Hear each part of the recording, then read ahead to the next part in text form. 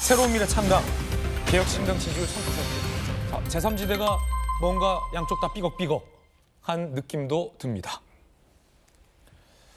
앞서 신문 읽어주는 남자에서 제가 여러 가지 재밌게 봤던 홍콩 영화 제목들을 소개해서 각 당의 고민들에 대해서 소개를 해드렸습니다. 용쟁호투, 용산 참모들과 국민의힘 현역 의원들 간의 어떤 치열한 승부, 그리고 이 제3지대를 설명하면서 제가 와호장룡이라는 표현을 썼습니다. 호랑이는 누워있고 용은 숨어있다라는 겁니다. 김종민, 이낙연 이 두 사람은 합쳤는데 조홍천, 이원욱 이 두 사람은 숨었습니다. 자, 일단 신당 창당 그 현장으로 가보시죠.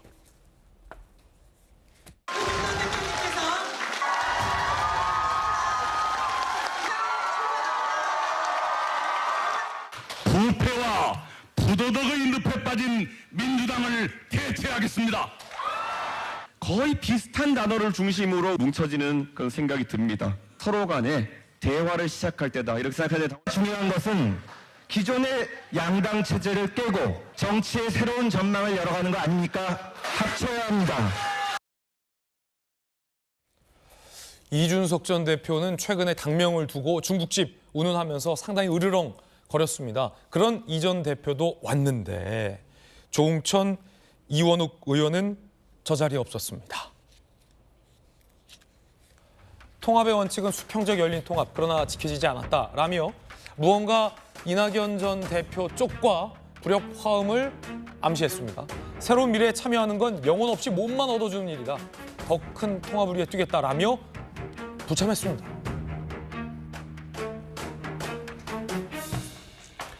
이낙연 전 대표는 당황스러운 반응을 보였습니다.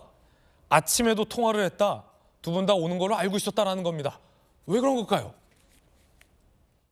저는 두 분 다 오시는 걸로 보고를 받았었고요. 아침에 통화도 했습니다만 뜻밖입니다. 마음고생 많이 겪으셨겠다고 와주시라고. 존중은 합니다만 왜곡은 없어야 된다고 생각합니다. 흡수통합이라는 말은 전혀 사실이 아닙니다. 당원 당규, 정강정책 사전에 새로운 미래 쪽에서 미리 제안을 했고 그럼에 충실히 진행이 안 됐던 건 당명 문제를 포함해서 여러 가지 미래 대연합 내부 논의 과정이 막혀 있기 때문이고 제2의 윤영찬 사태다. 이렇게 저희는 당혹스럽게 이 상황을 받아들입니다. 조홍천, 이원욱 의원 입장에서는 수평적 통합이 안 됐다, 흡수 통합이다라고 문제 제기를 하고 있습니다. 자, 그러자 이낙연 전 대표 쪽에서는 제2의 윤영찬 사태다. 오히려 이 원칙과 상식, 이 3인방 가운데의 통합의 논의를 맡고 있었던 게 조홍천, 이원욱 의원이었다라며 비판의 화살을 서로 돌리고 있는 상황입니다. 무슨 일이 벌어지고 있는 걸까요? 그만큼 우리가 예상하듯이 제3지대 빅텐트 통합이 쉽지 않다는 것을 상징적으로 보여주는 장면이죠. 많은 사람들하고 똑같이 저도 사실은 좀 당황을 했습니다. 저렇게까지 돼 있는 문제에 대해서. 적어도 그 세 분과 이낙연 신당은 합치는 것이 뭐 큰 문제는 없다고 봤었거든요. 그렇게 갔어요. 근데 표면적으로는 당대당 통합이 아니었다. 서로 간에 합의될 부분들이 있어가지고 합의가 안 된 부분들이 있다 이렇게 얘기했지만 제가 볼 때는 그런 생각이 좀 들어요. 이낙연 신당 중심으로, 이낙연 대표 중심으로 이루어지는 이른바 저 당의 체제가 앞으로 제3지대 통합의 걸림돌이 될 것이라고 저 두 분은 생각했던 것 아닌가. 제가 지난번 시간에 여기서 그런 얘기를 좀 드렸던 부분이 있어요. 이낙연 신당이 이준석 신당과의 통합에 있어서 이낙연 신당은 훨씬 더 절박하다. 왜냐하면은 이낙연 신당 지금 같은 모습으로는 이낙연 신당은 반명의 모습으로밖에 비치지 않기 때문에 이준석을 끌어안아야만 이준석 신당을 통해 가지고 반명 플러스 반 윤석열 이 프레임이 형성이 되기 때문에 더 절박한 입장이다 이렇게 얘기를 했는데 조홍천, 이원욱 두 이 의원은 이낙연 신당의 모습으로 저렇게 흡수 통합의 모습으로 갇혀가는 것이 장차 이준석 신당과의 통합을 더 어렵게 하는 요인이 되는 것 아니냐 이렇게 생각을 했던 것 같고 또 개인적으로는 이 두 분이 이낙연 대표의 중심이 이루어지는 이 모습에 대해서 굉장히 좀 동의하기 어려운 지점이 있었던 것 같아요. 왜냐하면 원칙과 상식이라고 하는 것이 추구하고 있는 개념 자체가 이재명 중심으로 돌아가는 민주당의 그 당의 운영 행태, 이재명 대표의 당 운영 방식에 대해서 동의할 수 없었기 때문에 나왔던 것이거든요. 나왔는데 이낙연 대표가 어저께도 이렇게 얘기를 합니다. 부패와 부도덕의 늪에 빠진 민주당을 대체하겠다 이렇게 선언을 하는데 본인이 이원욱이나 조홍천 이 두 사람의 입장에서 볼 때는 그런 민주당의 모습에 이낙연 대표도 일정 부분 같은 책임을 져야 하는 부분이 있다고 보시는 것 아닌가 싶어요. 그래서 이낙연 대표를 앞에 내세운 좋은 모습에 대한 반발, 그것보다는 이준석 신당 쪽으로 좀 힘을 실어가지고 통합의 모습이 더 크게 빅텐트로 이루어지는 데는 어저께 안 가는 것이 좋지 않았겠느냐 하는 판단을 했던 것 같고 아마 저분들도 제 짐작에는 마지막까지 고민들 좀 많이 했겠죠. 예, 자, 그렇게 되면 최근 이준석 전 대표 쪽과 이낙연 전 대표 쪽의 이른바 당명 문제부터 크고 작은 신랑이, 그런데 조홍천, 이원욱 의원이 만약에 이준석 신당에 합류하게 되면 결과적으로는 제3당이 각각 뿔뿔이 흩어지는 길 아니냐라는 예측도 많습니다. 언론에서 취재한 조홍천, 이원욱 두 분이 합류하지 않은 이유는 무엇일까요? 첫째는 당명 논란도 있었다는 거예요. 개혁신당과 합당 염두 개혁미래당 당면으로 계속 쓰자. 이원욱, 조홍천 두 명의 의원의 요구였는데 받아들여지지 않았다. 이낙연 전 대표 이선 후퇴를 요구했다. 하지만 그건 받아들일 수 없는 상황이다. 라는 거죠. 글쎄요. 정익진 변호사님 어떻게 보십니까? 글쎄요. 이제 민주당 탈당파가 4명이 아니었겠습니까? 네. 원칙 상식. 그래서 저는 4명이니까 원칙 상식 이렇게 그렇게 됐나 보다라고 했는데 제일 먼저 칙이 떨어져 나갔어요. 그래가지고 좀 이상하다 그 생각을 했는데 아, 칙입니까? 이번에는 식이 떨어져 나갔어요. 식이. 식. 그런데 이번에는 칙하고 상도 떨어져 나갔네요. 그렇게 보니까 윤영찬 의원 같이 차라리 그냥 남아있는 게 더 낫지 않았나 그 생각이 들고요. 도대체 저분들은 왜 그 탈당을 했나 그게 이상하다 그 생각이 들고요. 그러니까 어찌됐든지 간에 뭐 우리나라 정치권인지 아니면 민주당인지 잘 모르겠지만 참 우리나라 정치계에 있어서는 원칙과 상식이라고 하는 것이 어렵구나. 저는 그런 생각이 드는 게 뭐라고 아무리 이야기를 한들 우리 국민들 일반적인 눈높이에서 저게 상식적으로 보이겠습니까? 그래서 앞으로 어떻게 될지 좀 굉장히 험난한 일이 있을 것 같다는 생각이 듭니다. 왜 안 가신 걸까요? 네, 저도 매우 놀랐는데요. 실은 지금 조홍천, 이원욱 의원이 불발된 것만 나왔는데 토요일자에는 합당이 불발됐다는 뉴스가 나왔어요. 네. 토요일 날은 합당이 불발됐다 그랬다가 그래서 불발된 건가 했는데 일요일 날 다시 합당을 했다 그러고 그런데 또 놀라운 소식이 조홍천, 이원욱 의원은 불발됐다 그래가지고 뭔가 지금 충분히 외부로 덜 노출된 내부의 자본이 매우 많나 보다. 그런데 이게 좀 더 근본적인 문제는 이낙연 대표님이 하고 있는 그 이낙연 신당 뭐 명칭이 이제 뭐라 하든 간에 지지율이 일관되게 되게 낮게 나오고 있어요. 예.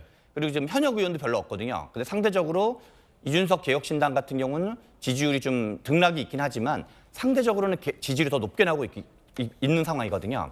그래서 아마도 뭔가 이낙연 신당과 함께하면 이준석 신당과 함께하기 어렵다는 판단이 조홍천, 이원욱 의원 입장에서 있을 수 있었을 것 같고 제 생각에는 지금 이낙연 대표는 같이 합당하고자 하는 분들이 이낙연 대표 합당하면 뭐를 얻을 수 있는지 왜냐하면 지지율이 높은 것도 아니고 현역이 많은 것도 아니고 어떤 지역적 기반이 튼튼한 것도 아니기 때문에 저는 이후에 통합 논의나 새로운 논의는 그것들 하더라도 지금 이낙연 대표가 뭔가 광주 출마 같은 광주에 출마한다든가 그런 걸 통해서 어떤 새를 규합하는 것을 예. 보여줄 필요가 있지 않나 이런 생각이 듭니다. 그렇군요. 이준석 전 대표 입장, 이번에 이제 개혁신당의 대표가 됐죠. 이준석 대표 입장에서도 고민은 있습니다. 지지율이 3% 나왔다는 겁니다. 민주당 35, 국민의힘 34, 개혁신당 3, 이낙연 신당 3. 여전히 중국집을 열었는데 손님들이 안 간다는 겁니다. 20%의 손님들은 이준석 중국집도 안 가고 이낙연 중국집도 안 갖고 있다는 겁니다. 이 대표 비유대로라면. 지역별 개혁신당 지지율을 보면요. 서울 3, 인천 3, 대전 3, 광주 2, 대구 경북 7, 부울경 2. 전국적으로도 안 팔린다는 겁니다. 이런 딜레마를 의식해서였는지 이 대표 이렇게 해명했습니다. 이준석 신당으로 조사하다가 개혁신당으로 가면서 당명 인지도가 좀 차이 난다. 결국 소위 중국집 간판 때문이다 라는 겁니다. 그럴 수도 있을 것 같은데 정익진 변호사님, 네네. 결국은 이준석이라는 이름이 들어갔을 때는 8이 나왔는데 개혁신당으로 가면서 당명이 좀 헷갈려서 3 나온 것 같다 라는 해명이거든요. 그런데 이름도 중요한데 이름보다는 사실 실체가 더 중요한 거 아니겠습니까? 예. 그다음에 저 수치는 제가 봤을 때 더 떨어질 수밖에 없어요. 왜냐하면 조금 전에도 이재명 대표 나와가지고 뭐 선거제 관련해서 이런저런 이야기했지만 지금처럼 2024년 현재 지금처럼 여와 야가 극단적으로 대치하는 상황이 어디 있었겠습니까? 그러니까 여당이나 야당이나 이번처럼 양당 구조로 쏠림이 심한 그러한 경우는 굉장히 드물 것 같다. 그런 생각이 드는데 이준석 대표가 그렇게 뭐 지지적 기반이 탄탄한 것도 아니고 그런 상황에서 처음 그 개혁신당이라고 하는 모토로 들고 나왔다고 해도 이게 얼마나 오래 갈 수 있을까 그런 생각은 들고요. 오히려 그 뭐라고 할까 역선택인 측면도 없지 않아 있을 수 있겠다 그런 생각이 드는데 지금부터 앞으로 이준석 대표가 얼마나 잘하느냐에 따라서 저 지지율이 올라갈 수도 있고 아니면 저거보다 더 떨어질 수도 있고 그렇지 않을까 하는 생각이 듭니다. 예. 김영주 의원님 어떻게 보십니까? 내 이름이 빠졌기 때문에 8%가 3% 됐다. 이게 이준석 대표 해명인데요. 그거하고 전혀 상관이 없습니다. 이름하고 상관없다. 예, 갤럽 조사라고 하는 것은 사실은 이름을 가지고 ARS처럼 물어보는 게 아니고요. 면접관에 의해서 자기가 선호하는 걸 얘기하는 거기 때문에 사실은 지지율보다 더 적게 나올 가능성이 있어요. 실제로 8% 되는 선이 실제로 갤럽 조사가 되면 5% 이하로 나눌 수는 있지만 이제 그런 측면에서 한계가 있을 수 있지만 어쨌든 본인이 얘기했던 그 뭐랄까 예. 최근에 나타났던 정책 공약이 반작용이 있을 수도 있다는 것이고. 요거 좀 설명을 해드리면 네. 화면이 헷갈릴 것 같아서 네. 이게 먼저 실시한 조사예요. 이 대표가 이틀 전 실시된 조사에선 8이 나왔다라고 한 근거 같은데 네. 그런데 이때 이름도 개혁신당이었어요. 8인데 네. 네. 최근 여론조사에서는 네. 다시 똑같은 개혁신당인데 3이 떨어졌다는 네. 거죠. 그러니까 이제 그 갤럽 방식과 다른 방식, 뭐 DDR 방식이든 실제로 전화 면접의 방식의 차이가 있을 수 있어요. 이제 그런 부분인데 문제는 뭐냐면 더 중요한 것은 똑같이 3과 3이더라도 이준석 신당의 확장성이 딱 한계에 머물러 있는 것이고 오히려 차라리 이낙연 신당이 1%라도 더 오를 가능성이 있다. 이것에 더 착목할 필요가 있다. 즉 저런 식으로 보더라도 이준석 신당은 3이었다면 이낙연 신당은 1에서 3으로 갔다라고 하는 부분이 주목해야 될 지점이 아닌가 그렇게 생각이 들고 본인이 낸 공약이 실제로 지지율을 높일 수 있는 공약이 아니었거든요. 그런 데 대한 자기 책임도 필요하다 그렇게 봅니다. 네. 한 가지 변수는 이제 만약에 조응천 이원욱 의원이 개혁신당으로 합류하게 될 경우에는 과연 어떤 변화가 있을지도 좀 궁금해지는 대목입니다.